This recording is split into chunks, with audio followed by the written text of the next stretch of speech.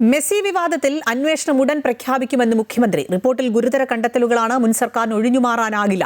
സ്പോൺസറെ തെരഞ്ഞെടുത്തത് ചട്ടവിരുദ്ധമായി എന്നാണ് വി.ഡി. സതീശൻ വ്യക്തമാക്കിയത്.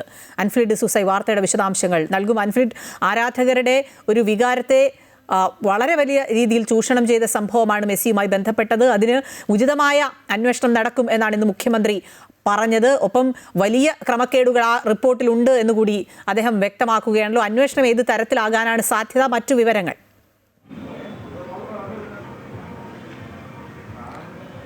അഖില, വളരെ ഗൗരവത്തോടുകൂടിയാണ് സർക്കാർ ഈ വിഷയത്തെ കാണുന്നത്. അതായത് മെസ്സിയുടെ വരവുമായി ബന്ധപ്പെട്ട് ജനങ്ങളെ, കേരളത്തെ പറ്റിച്ച്, കേരളത്തെ തെറ്റിദ്ധരിപ്പിച്ച് ഒരു സ്വകാര്യ സ്പോൺസർ ഈ പരിപാടിയുമായി മുന്നോട്ട് പോകുന്നു. അതിന് വകുപ്പ് മന്ത്രിയായിരുന്ന വി അബ്ദുറഹ്മാൻ എല്ലാ രീതിയിലും സർക്കാർ സംവിധാനങ്ങളും വഴിവിട്ട രീതിയിൽ സഹായിച്ചു.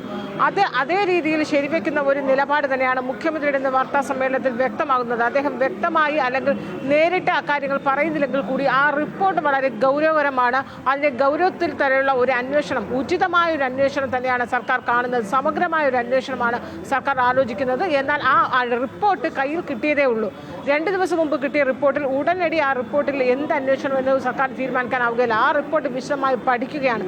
ആ റിപ്പോർട്ട് പഠിച്ച ശേഷം ഏത് രീതിയിലുള്ള അന്വേഷണമാണ് വേണ്ടത് എന്ന് സർക്കാർ ആലോചിക്കും. നിലവിൽ അത് തുടരന്വേഷണം പ്രഖ്യാപിക്കാൻ തീരുമാനിച്ചിട്ടുണ്ട്. തുടരന്വേഷണം എന്നതിനപ്പുറത്തേക്ക് ഉചിതമായ ഒരു അന്വേഷണം തന്നെയാണ് സർക്കാർ കാണുക. അത്രയേറെ ഗൗരവകരമായ കുറ്റകൃത്യങ്ങളാണ് അതിൽ ആ പ്രാഥമിക അന്വേഷണ റിപ്പോർട്ടിൽ കണ്ടെത്തിയിരിക്കുന്നത്. മാത്രവുമല്ല, GST വെട്ടിപ്പ്, വളരെ ഗുരുതരമായ GST വെട്ടിപ്പ്, ക്രമക്കേട് നടന്നു എന്ന് കണ്ടെത്തി. അത് കഴിഞ്ഞ സർക്കാരിൻ്റെ കാലത്ത് GST ക്രമക്കേട് നടന്നു, വെട്ടിപ്പ് നടന്നു എന്ന് കണ്ടെത്തുകയും 2 തവണ കഴിഞ്ഞ സർക്കാരിൻ്റെ കാലത്ത് നോട്ടീസ് നൽകുകയും ചെയ്തിരുന്നു. അതിനുശേഷം ആ നോട്ടീസ് മരവിപ്പിക്കുന്ന നടപടിയാണ് ഉണ്ടായത്. ഇതൊക്കെ തന്നെ ഈ റിപ്പോർട്ട്, ഇപ്പോഴത്തെ കായിക സെക്രട്ടറി നൽകിയ റിപ്പോർട്ടിൽ പറയുന്നുണ്ട്. അത് മുഖ്യമന്ത്രി വ്യക്തമാക്കുകയും ചെയ്തു. GST ക്രമക്കേട് നടന്നിട്ടുണ്ട് എന്ന് നോട്ടീസ് നൽകിയിട്ട് പിന്നീട് അത് മരവിപ്പിച്ചുവെങ്കിൽ അപ്പോൾ ആ സർക്കാരിൻ്റെ ഖജനാവിന് എത്ര രൂപയുടെ നഷ്ടമാണ് ഉണ്ടായത്, ആ തുക മുഴുവനും വീണ്ടെടുക്കുന്നതിന് വേണ്ടി തിരിച്ചെടുക്കുന്ന നടപടി ഉണ്ടാകും. മാത്രവുമല്ല, ആ രീതിയിൽ തട്ടിപ്പ് നടന്നവർക്കെതിരെയുള്ള നടപടിക്രമങ്ങളും ഉണ്ടാകുമെന്ന രീതിയിൽ തന്നെയാണ് മുഖ്യമന്ത്രി വളരെ വ്യക്തമാക്കുന്നു. അതായത് പ്രത്യക്ഷത്തിൽ ഈ പ്രാഥമിക റിപ്പോർട്ട് നോക്കുമ്പോൾ അതിൽ വളരെയേറെ ഗുരുതരമായ ക്രമക്കേടുകളും കുറ്റകൃത്യവുമാണ് നടന്നിട്ടുള്ളതെന്ന് മനസ്സിലായിട്ടുണ്ട്. പക്ഷേ ആ റിപ്പോർട്ട് വീണ്ടും വിശദമായി പഠിച്ച ശേഷം ഏത് രീതിയിലുള്ള അന്വേഷണമാണ് എന്ന് സർക്കാർ ആലോചിക്കും.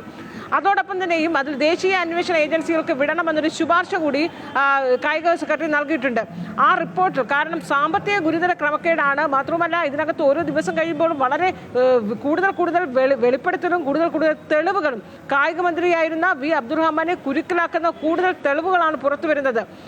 UN-ന്റെ റിപ്പോർട്ടിൽ പോലും പറയുന്നത് അർജന്റീനയിലെ ഇന്ത്യൻ അംബാസഡറെ സ്വാധീനിച്ചുകൊണ്ട് ഈ പിഴ ഈടാക്കിയ സ്വകാര്യ കമ്പനിക്ക്, സ്വകാര്യ ഏജൻസിക്ക് പിഴ ഈടാക്കിയിരുന്നു അർജന്റീന ഫുട്ബോൾ ഫെഡറേഷൻ.